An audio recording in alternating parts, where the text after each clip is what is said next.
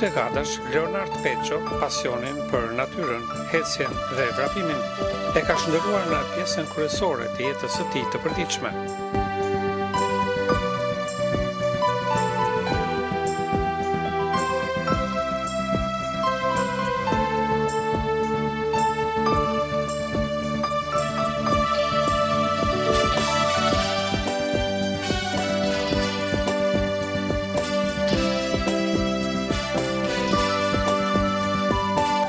Çdo ditë ai del nga shtëpia për të zhvilluar seanca stërvitore me destinacione të ndryshme në periferi të Tiranës, në gjirin e natyrës, ku mund të përmendim kodrat e Saukut, Picall, Baldushk, Pezë, Rinas, si dhe ngjitja në natyrën e bukur të Malit të Dajtit dhe malësisë së Tiranës.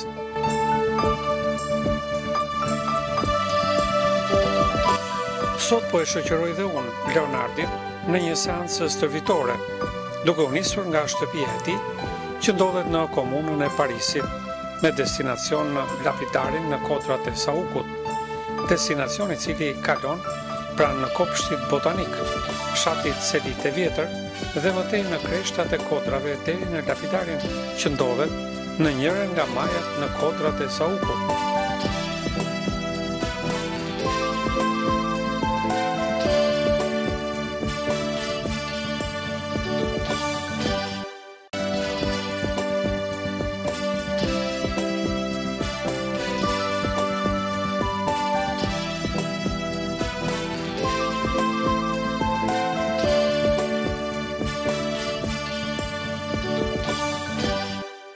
Leonard, mirëmëngjes. Mirëmëngjesi, ditë të mbarë dhe javë të mbarë, Lorenz. Po, pikërisht jemi së bashku sot për të zhvilluar këtë reportazh për personin tuaj, për pasionin numër 1 që keni ju në jetën tuaj për vrapimin. Kemi nisur bashkë një tur së bashku, po ngjitemi drejt kodrave të Saukut. Çfarë do të shohim sot? Çfarë vrapimi do të kryeni sot në drejtim të majës së kodrave të Saukut?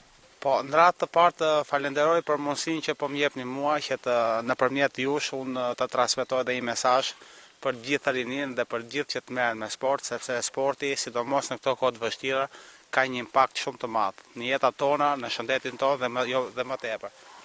Neve sot unë e quaj me modesti dhe me shaka arratisje nga Tirana e betonit, e plurit, e zhurmës dhe e kaosit. Sot ne do shikojmë një pjesë tjetër të Tiranës, shumë të bukur, të virgjër, një natyrë perfekte me peizazh edhe me ngjyra magjepse. Ne sot unë do të zhvilloj si zakonisht, sot është si një ditë normale e imja, një rutinë e imja, ku unë çdo ditë stërvitem te në kodrat e Tiranës, si pikë referimi kemi lapidarin dhe zbritjen drejt Picallës. Sa orë zgjat ky vrapimi juaj në majën e kodrës pra tek lapidari? Ky vrapim me fjalë nuk zgjat më shumë se 1 orë e gjys dhe përshkojmë rreth 13 kilometra në një teren kodrinor. Sa herë i zhvilloni brenda një javës e brenda një muaji të ture të tilla, pra ku ju vraponi në periferi të Tiranës, nëpër kodra apo nëpër malet që janë e rrethojnë Tiranën? Faktikisht unë kam krijuar një varësi me natyrën dhe për mua kjo është minimalisht 2 herë në ditë kjo që ne po do përshkojmë sot. Por çdo ditë ne stërvitemi me shoqatën Maraton Albania, ku gjithkush nga ne bën stërvitje individuale dhe çdo të diel ne ja kushtojmë shoqatës duke u ngjitur në male. Po, atëherë ta vazhdojmë së bashku këtë udhtim, pra këtë vrapim drejt lapidarit në kodrat e Saukut. Vazhdojmë bashkë.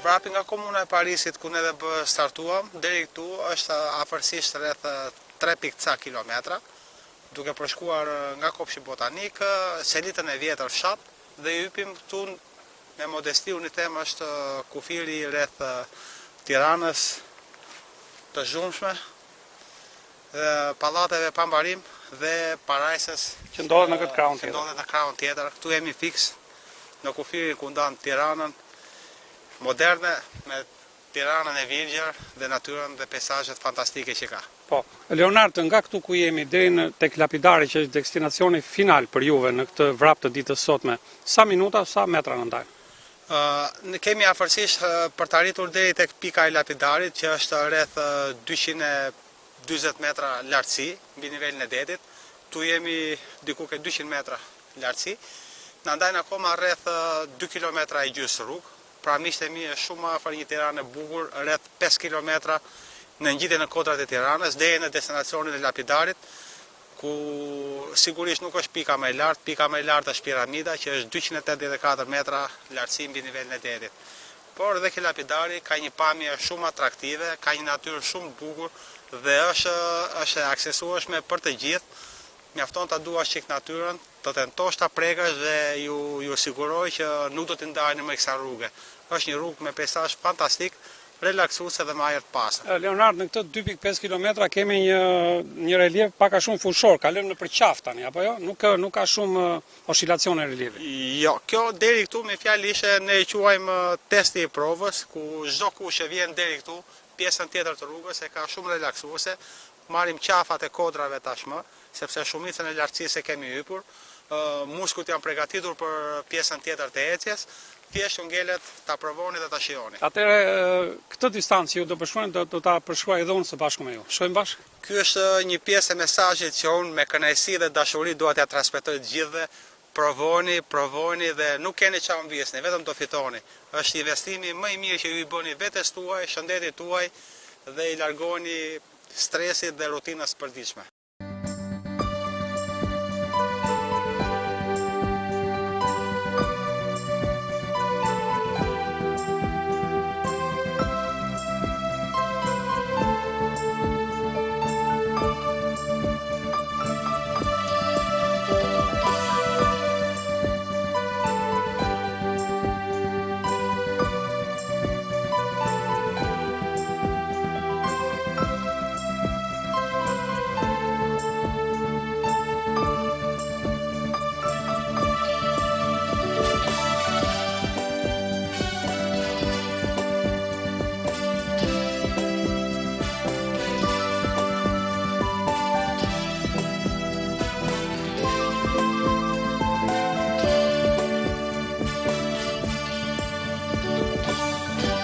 Po, kjo është rreth 240 metra lartësi mbi nivelin e detit dhe kemi përshkuar rreth 4.5 kilometra me fjalë nga komuna e Parisit, duke ngjitur kopshin botanik, duke futur në fshatin Selit e vjetër dhe duke kaluar pastaj kodër, siç ju e pat dhe vet, derisa mbritëm tu tek Lapidari, e cila është një pikë atraktive, një balkon ku siç e shikoni edhe vet, duket Tirana në plan të dorës, po pas nesh me fjalë dhe për sot ky ishte destinacioni i rutinës time që unë këtë bëj pothuajse çdo ditë. Po, atëherë qëllimi i përgatitjes së këtij reportazhi, Leonard, është personi juaj, dashuria, pasioni për vrapimin. Si lindi ky pasion për vrapimin, sa vjet më parë dhe si u zhvillua më vonë dhe çmimet që keni marrë ju, me sa më thatë edhe në kompeticione ndërkombëtare? Dashuria për sportin është një dashuri me fjalë që e vjetër.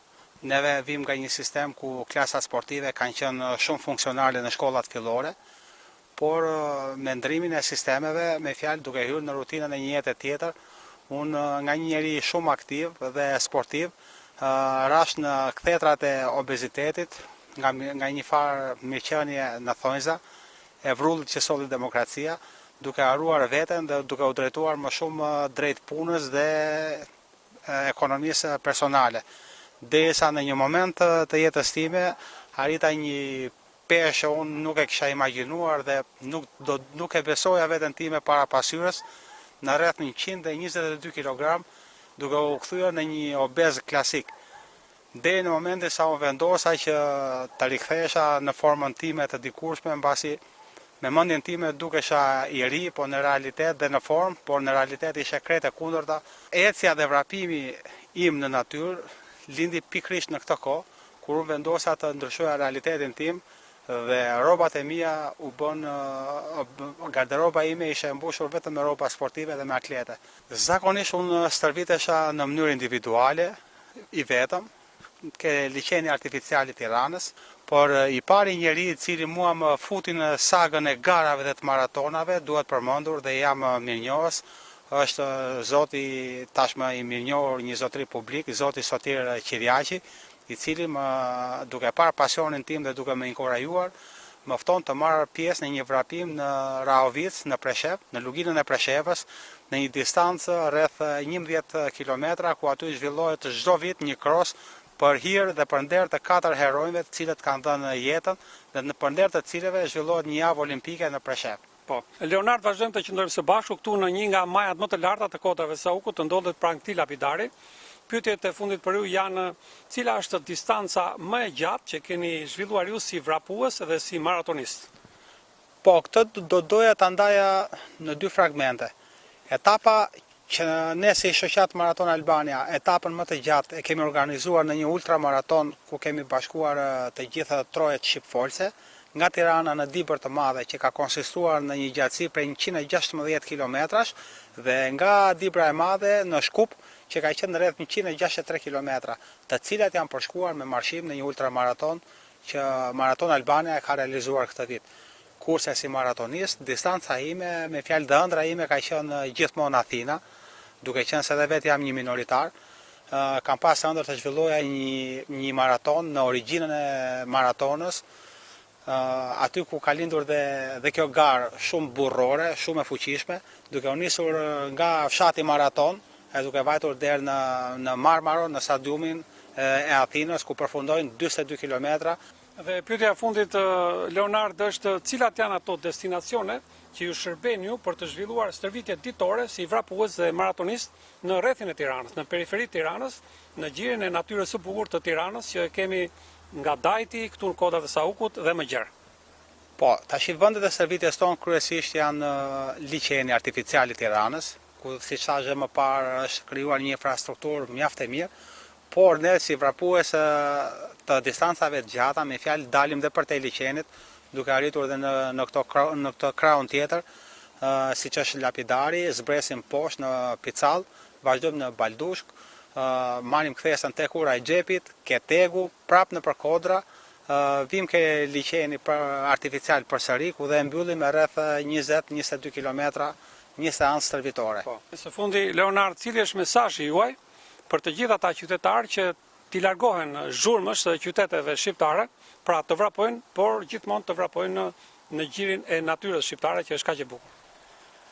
Ne gjithmonë e kemi theksuar dhe duam ta theksojmë me të madhe që sidomos për rinin shqiptare t'i largohet veseve negative në thojza që ne i quajmë, siç janë duani, alkooli, drograt, lokalet, të cilat janë një kurth për rinin dhe për njerëzimin përgjithësi, t'i kushtojnë vetes vet minimalisht 1 orë e gjysmë deri në 2 orë në ditë, sepse është investimi më i mirë që i bëjnë vetes dhe shoqërisë.